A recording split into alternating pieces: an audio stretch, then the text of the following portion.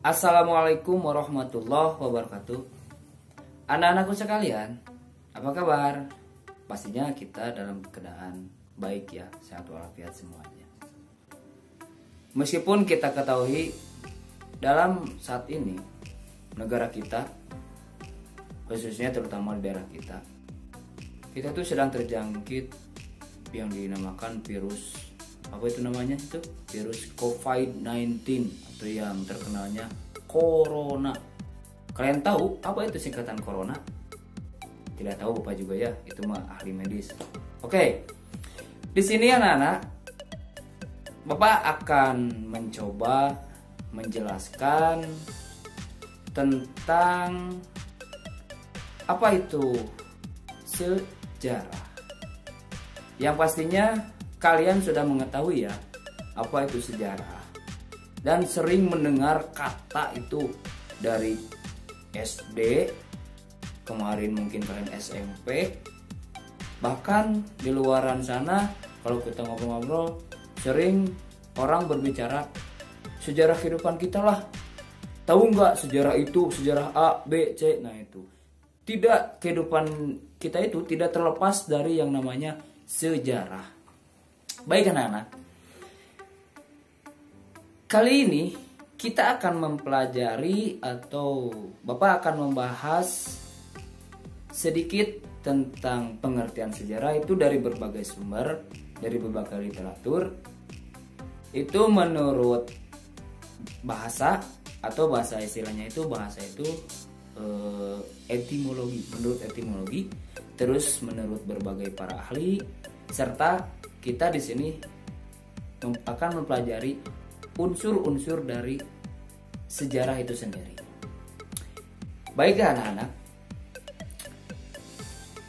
pasti kita tahulah sejarah. Sejarah itu pada umumnya, pada dasarnya itu memiliki pengertian tentang kejadian yang terjadi pada masa lampau. Jadi kita akan mempelajari, kalau istilah bahasa Jermannya itu kehidupan baheula, zaman bareto. Nah, gitu ya anak-anak ya. Oke. Dan dalam belajar sejarah ini ada pepatah itu berkata seperti ini anak-anak. Bahwa belajar sejarah akan membuat kamu itu menjadi seseorang yang menjadi berguna. Karena apa?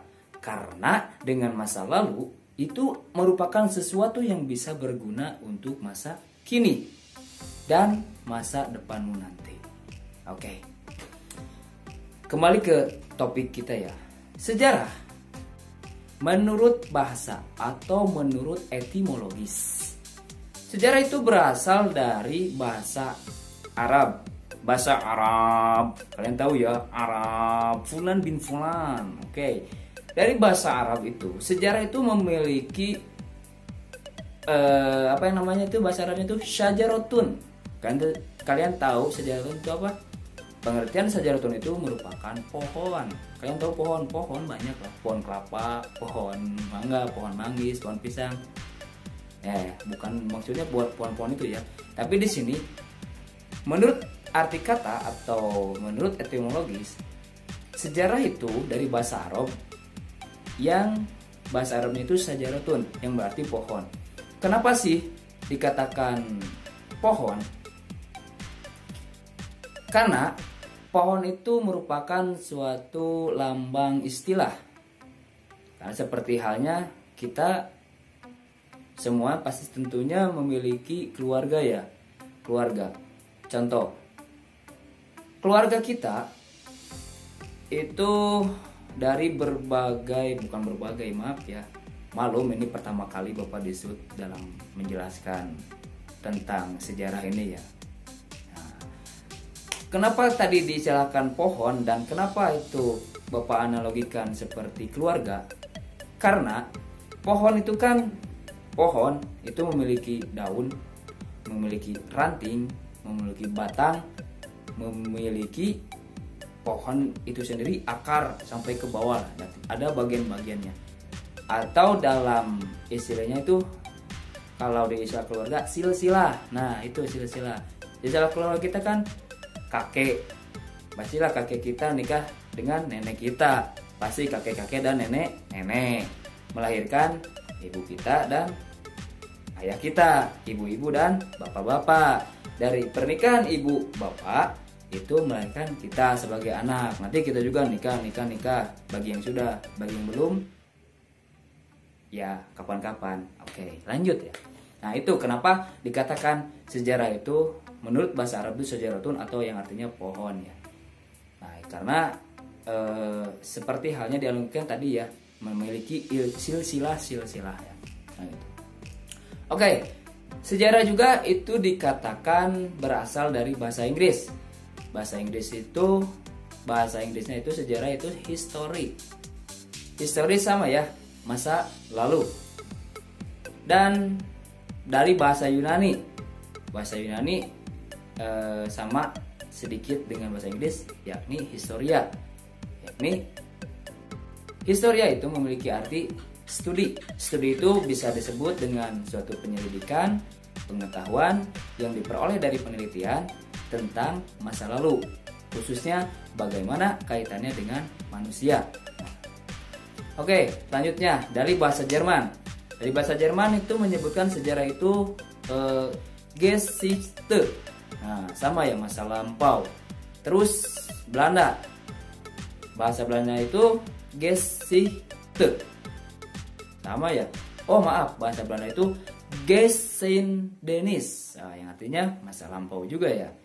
Nah, jadi bisa kita simpulan awal ya, bahwa sejarah itu merupakan peristiwa masa lampau yang terjadi dalam kehidupan manusia. Oke.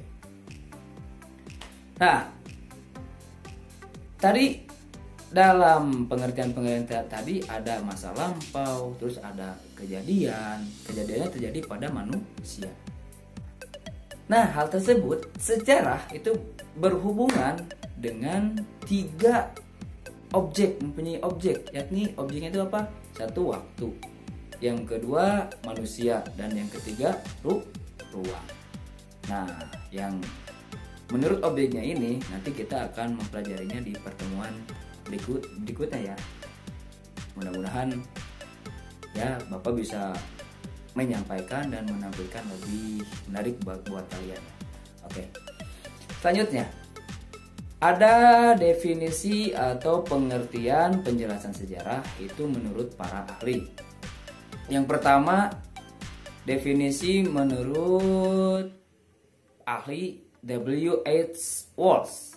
Dia itu menjelaskan bahwa sejarah itu menitikberatkan pada pencatatan yang berarti dan penting bagi manusia. Catatan itu meliputi tindakan-tindakan dan pengalaman manusia pada masa lampau. Nah, pada hal-hal yang penting. Tapi di sini menitik beratkan pada hal-hal yang penting saja, yang sehingga merupakan cerita yang sangat berarti. Nah, itu menurut pengertian dari ahli yang bernama W.H. Walsh. Oke. Selanjutnya ada pengertian dari ahli dari Indonesia ya, dari W.J.S. Purwodaminta. Nah, sejarah itu mengandung 3 pengertian. Yang pertama, kesusastraan lama. Silsilah, tadi kita sudah menjelaskan tentang apa itu silsilah ya. Silsilah dan asal usul. Yang kedua, kejadian yang benar-benar terjadi di masa lampau, bukan suatu rekaan, bukan suatu khayalan dan sebagainya ya. Dan yang ketiga itu merupakan ilmu pengetahuan. Oke.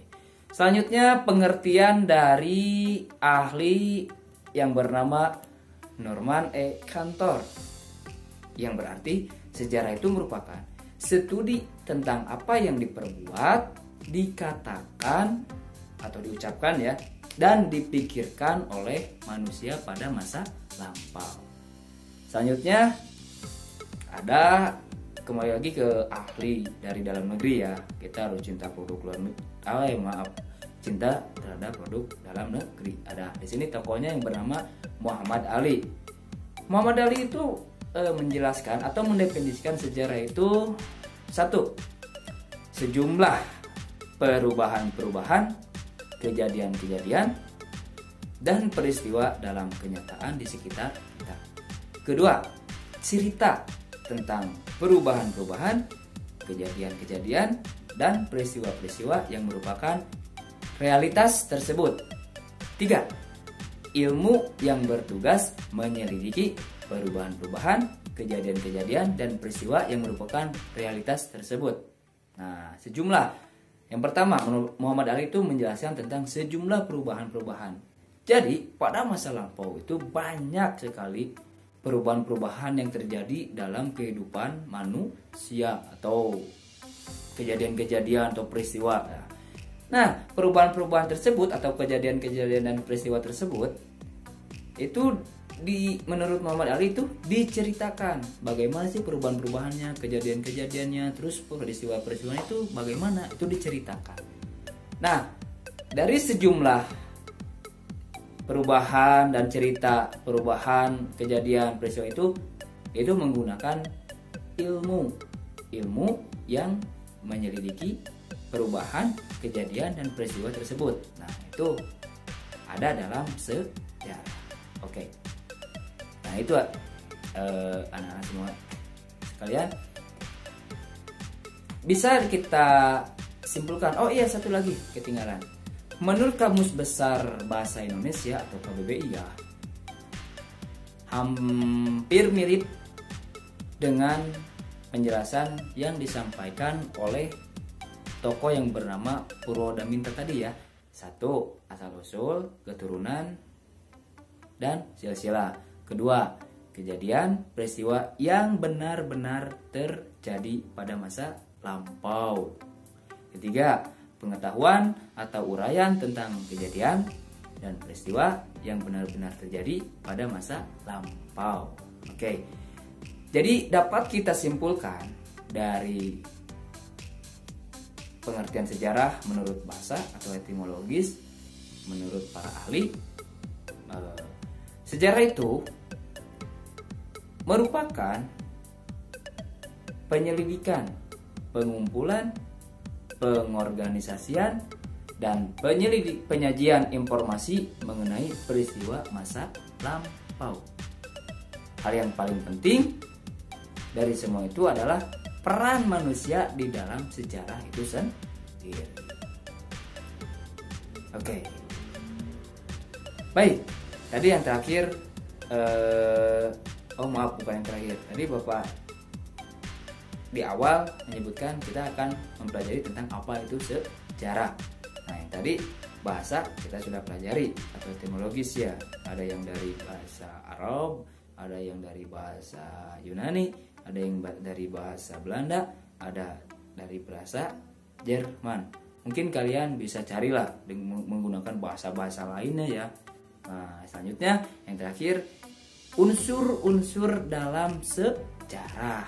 Nah, unsur-unsur dalam sejarah itu sangat penting.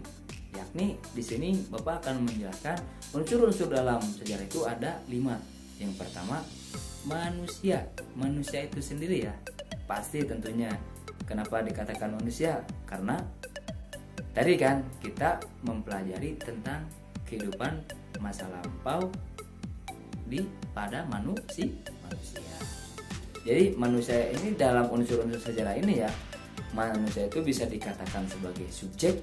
Subjek itu berarti yang melakukan sejarah atau yang berperan aktif dalam sejarah. Nah, jadi orang yang sejarah. Terus bisa dikatakan manusia itu dalam sejarah itu sebagai objek. Nah, dikatakan menurut yang tadi ya, yang sudah kita pelajari, para ahli itu bisa dikatakan sebagai objek sejarah. Mereka itu menyelidiki, mengumpulkan dan lain sebagainya lah. Dalam ya bisa dikatakan menyelidiki, terus menyajikan, terus menyimpulkan dalam suatu kejadian tertentu. Nah, itu bisa dikatakan manusia itu sebagai objek. Nah, nanti kita akan pelajari tentang manusia sebagai subjek dan objek dalam sejarah itu bagaimana di pertemuan yang selanjutnya. Oke, yang kedua, unsur yang kedua itu, nah, tidak kalah penting dengan yang tadi ya, yang pertama manusia. Yang kedua itu ada yang namanya waktu. Nah, waktu itu paling penting sama dengan manusia. Karena tadi yang dikatakan yang di awal tadi pembicaraan kita tadi ya, pembahasan kita tadi, masa lalu adalah sejarah, masa kini adalah cerita, dan masa depan sebuah misteri bagi kita. Nah, jadi waktu dalam sejarah ini tidak akan bisa terlepaskan, tidak akan bisa dipisahkan. Pasti manusia itu melakukan segala aktivitasnya itu berkaitan dengan waktu. Oke. Unsur yang selanjutnya yang ketiga yaitu tentang ruang. Nah, ruang tidak kalah pentingnya sama dengan unsur yang pertama, kedua. Ruang itu kaitannya dengan sebuah pertanyaan, where? Kalau atau artinya itu di mana peristiwa itu terjadi. Nah, jadi manusia melakukan suatu peristiwa, terus waktunya ada itu, dan kapan, di mana. Nah, itu unsur yang ketiga tentang ruang. Jadi sebuah tempat kejadian peristiwa atau yang disebut TKP itu ya, tempat kejadian peristiwa. Unsur yang selanjutnya itu unsur kontinuitas. Kontinuitas itu unsur keberlanjutan. Keberlanjutan ini begini ya anak-anak. Jadi dalam peristiwa sejarah itu berlanjut. Contoh, Indonesia itu merdeka. Kita ketahui merdeka ya. Merdekanya kapan? Tahu kan? 17 Agustus tahun 1945. Nah, sebelum terjadi merdeka kan ada peristiwa yang mengiringinya ya. Lalu contoh kedatangan Belanda. Belanda menguasai Nusantara. Berlanjut. Terus ada perlawanan lah, ada perang di Ponorogo, terus perang-perang lainnya lah, masih banyak lah, perang Padri itu melawan penjajah Belanda. Nah, selanjutnya dibentuknya PPKI, terus dibentuknya BPUPKI, terus terjadi peperangan Belanda dengan pihak sekutu, akhirnya Belanda kalah. Nah, itu terjadi kekosongan di Indonesia, ada yang namanya vacuum of power ya, kekuasaan di Indonesia. Nah, terus ini diketahui oleh para pemuda, terus mengajukan kepada Presiden Insinyur Soekarno untuk segera memproklamasikan, sehingga terjadi ada peristiwa Rengas Dengklok. Tahu kan peristiwa Rengas Dengklok yang bukan penculikan sih istilah itunya, diamankan Bapak Insinyur Soekarno bersama yang itu kedua tokoh lainnya itu ke Rengas Dengklok untuk dipaksa untuk segera memproklamasikan kemerdekaan Indonesia. Nah, terus terjadilah hari esoknya itu bertepatan hari Jumat tanggal 17 Agustus 1945, kemerdekaan Indonesia itu diproklamasikan oleh Insinyur Soekarno. Nah, itu yang dikatakan dengan kontinuitas, jadi berlanjut. Jadi sebuah peristiwa itu memiliki ceritanya itu berlanjut, tidak berhenti tok sampai sana, tidak. Nah, terus unsur yang keempat ini, kontinuitas, itu tidak terlepas dari yang namanya kausalitas. Istilahnya itu kausalitas ya, yang artinya itu hubungan sebab akibat. Sebabnya apa sih penyebab para pemuda itu mengamankan atau menculik ya peristiwa Rengas Dengklok itu Insinyur Soekarno dan dua tokoh lainnya itu ke Rengas Dengklok? Apa sih penyebabnya, terus akibatnya apa? Nah, itu yang dikatakan dengan unsur kausalitas. Nah, selanjutnya unsur yang terakhir, yang kelima itu unsur yang kelima itu dampak. Dampak itu peristiwa sejarah itu menghasilkan dampak. Dari contoh tadi ya, kemerdekaan Indonesia, kita tahu ya unsurnya manusia siapa saja, ada Insinyur Soekarno, ada Ibu Fatmawati, terus ada yang mengibarkan bendera, ada Muhammad Hatta, ada banyak lagi tokoh-tokoh yang terlibat dalam proklamasi kemerdekaan Indonesia. Itu unsur yang pertama, manusia. Yang kedua, unsur waktunya. Waktunya kapan? Waktunya kemerdekaan proklamasi Indonesia itu bertepatan hari Jumat 17 Agustus tahun 1945. Terus ruangnya di mana? Kalian tahu belum? Atau ada masih yang belum mengetahui di mana kemerdekaan atau proklamasi kemerdekaan Indonesia itu di mana? Tahu tidak? Di Jalan Pegangsaan Timur. Itu bertepatan di kediaman atau di rumah dari Bapak proklamator kita, yakni Bapak Insinyur Soekarno. Nah, hal-hal tersebut itu mempunyai dampak ya, yang pastinya dampak tadi Belanda menjajah Indonesia, terus dibentuk, dampaknya banyak pemberontakan.